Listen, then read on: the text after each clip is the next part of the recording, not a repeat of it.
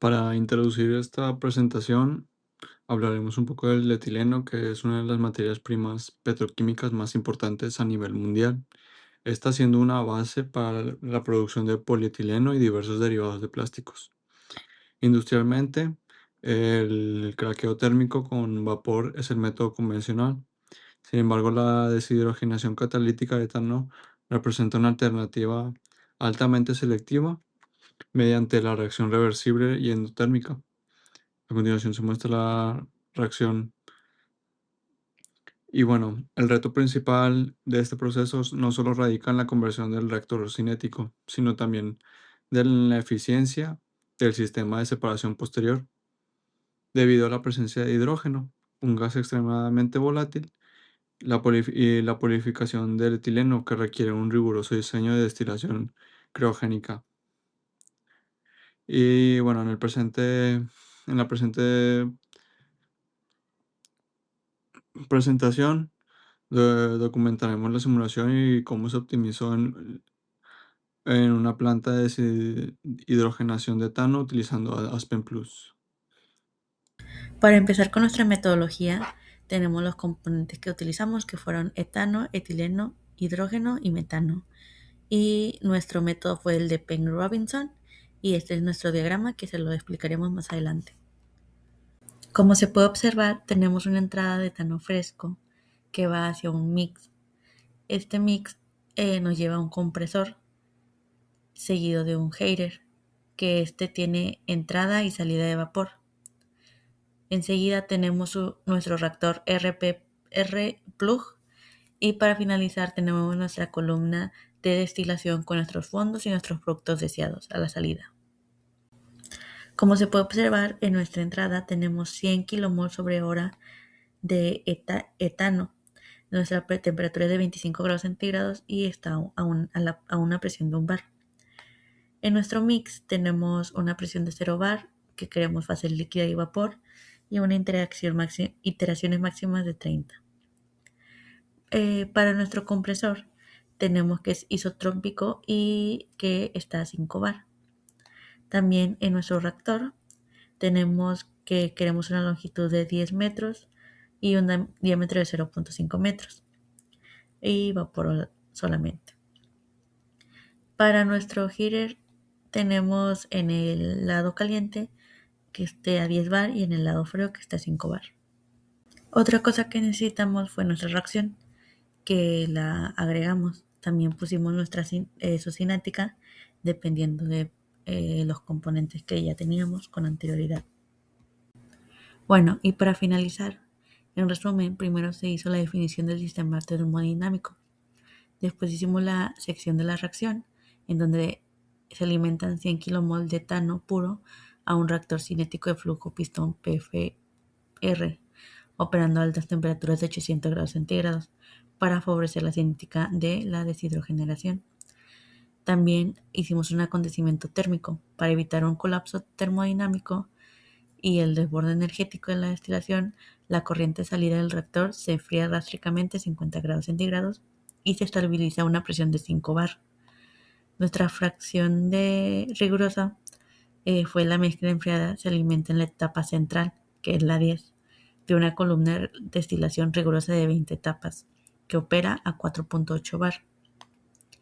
Y por último fue el diseño interno, donde se dimensionó la sección de platos perforados desde la etapa 2 a la 19, utilizando un espacio estándar industrial de 0.6096 metros para evaluar la estabilidad hidráulica frente a fenómenos de inundación y lloriqueo.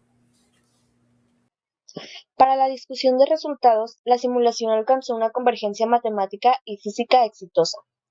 El balance de materia demostró una conversión en el reactor del 99.47%, obteniendo en la corriente de fondos un flujo de 99.44 kmol sobre hora de etileno con una pureza molar del 99.47%, cumpliendo con las especificaciones comerciales de grado polímero.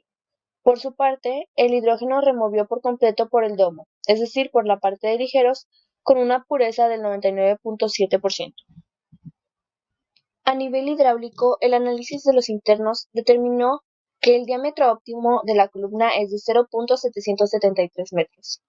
El plato crítico de la torre se localizó en la etapa 5, presentando un porcentaje de inundación por arrastre jet flood del 80%, posicionándose exactamente en el límite superior del rango del diseño industrial recomendado, es decir, entre un 60 y 80%, lo que valida una excelente optimización del espacio mecánico de la torre. Finalmente, el análisis del perfil por etapas Stage View reveló la presencia de alertas menores de precaución por riesgo de lloriqueo en la sección de agotamiento, es decir, de platos del 10 al 19. Este fenómeno es una consecuencia física directa del estado térmico de la alimentación. Al ingresar la corriente a 50 grados Celsius, que es relativamente fría para el perfil criogénico de la torre, se genera una reducción local en la velocidad volumétrica del vapor que sube desde el rehervidor. No obstante, dado que la columna converge y sostiene la pureza de diseño sin llegar al vaciado, se determinó mantener la geometría actual, priorizando la máxima pureza del etileno obtenida en los fondos sobre una reestructuración de la velocidad del gas. Ahora bien, la parte de discusión de sensibilidad. Aquí se verá cómo afecta la temperatura el rendimiento de nuestro reactor. Al evaluar el reactor en un rango de 700 a 850 grados Celsius, se observa un comportamiento perfectamente alineado con el principio del Chatelier. Eso se debe a que la reacción principal, la deshidrogenación catalítica, es fuertemente endotérmica, requiriendo cerca de 137 kJ por mol para llevarse a cabo. Por lo tanto, al incrementar el suministro térmico mediante el servicio de metano caliente, aquí identificado como VAP-ENT, logramos desplazar el equilibrio químico de manera muy favorable hacia la formación de los productos que deseamos. Ahora que se explicó la termodinámica del proceso, se analizará qué pasa en la práctica al mover la temperatura en tres escenarios distintos. El primer escenario es trabajar a baja temperatura, por debajo de los 750 grados. Esto es totalmente ineficiente, la conversión cae a menos del 60%, inundando la salida con etano sin reaccionar. Y aquí el resultado, ¿cuál es? Pues es que sobrecargamos el rehervidor de la columna 1 y los costos de recirculación se disparan.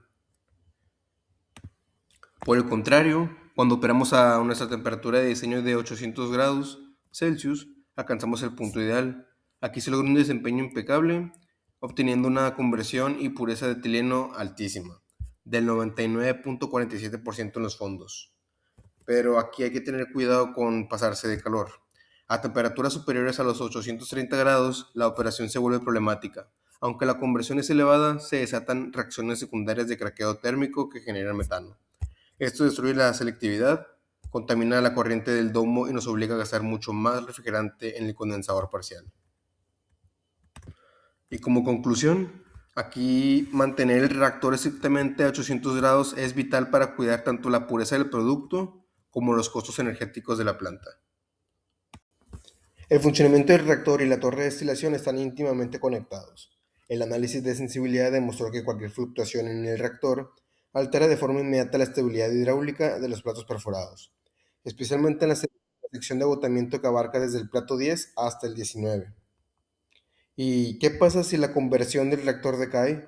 Por ejemplo, debido a un bajón imprevisto de temperatura hasta los 780 grados, en ese momento la cantidad de gas que ingresa al plato 10 se altera drásticamente. Al disminuir este flujo de vapor, se reduce la velocidad interna en las etapas de la sección amarilla, elevando el riesgo que ocurra un lloriqueo o un whipping, que ese es un fenómeno operativo que ya nos había advertido el Stage View. Y para mitigar estos riesgos, el estudio de sensibilidad sirvió para validar la solidez de nuestro diseño propio. Al definir un diámetro de 0.773 metros y una separación entre platos de 6.096 metros, 0.6096 metros, garantizamos un sistema robusto. Estas dimensiones aseguran que la columna mantenga una operación estable, incluso si la planta experimenta un incremento del 10% en su volumen de producción global. Para concluir esta presentación, podemos decir que el desarrollo de esta simulación y optimización de la planta de deshidrogenación de etano mediante el uso de Aspen Plus permitió validar la viabilidad de esta técnica operativa e hidráulica de un proceso de alta eficiencia para la producción de etileno grado polímero. Esto a través de la integración de un reactor cinético de flujo pistón, o sea, PFR, operando bajo las condiciones endotérmicas óptimas, que hizo que obtuviéramos una conversión casi completa del etano del 99.47% y el acoplamiento de un intercambiador de calor previo para estabilizar térmicamente los gases de salida. Demostró ser una decisión de diseño crítica. Esto previno un colapso de las ecuaciones de estado del sistema y permitió una alimentación termodinámica consistente a la torre de destilación. Y bueno, el esquema de fraccionamiento criogénico operó bajo la ecuación de estado de Penning-Robinson. Esta resolvió de manera sobresaliente el desafío de separar componentes de volatilidad extrema, y el uso de un condensador parcial de vapor nos garantizó la remolición total de hidrógeno por el domo con una pureza de 99.97%, mientras que en los fondos se encontró una producción con un flujo de 99.4 kmol sobre hora de etileno y, como mencioné previamente, una pureza de 99.47%, cumpliendo estrictamente con los estándares más exigentes del mercado petroquímico para la síntesis de polímeros. Y finalmente, la verificación hidrodinámica confirmó la validez mecánica internos de la torre. El diámetro optimizado de 0.773 metros y el espaciado de entre platos perforados de 0.096 metros posicionaron al punto crítico en un 80% de inundación, alcanzando el punto máximo de aprovechamiento de área sin comprometer la estabilidad del sistema. Si bien el análisis por etapas detectó alertas menores de riesgo de lloriqueo en la sección de agotamiento, debido al perfil térmico de la alimentación fría, la perfecta convergencia matemática y nula presencia de vacío justifican plenamente mantener la configuración actual.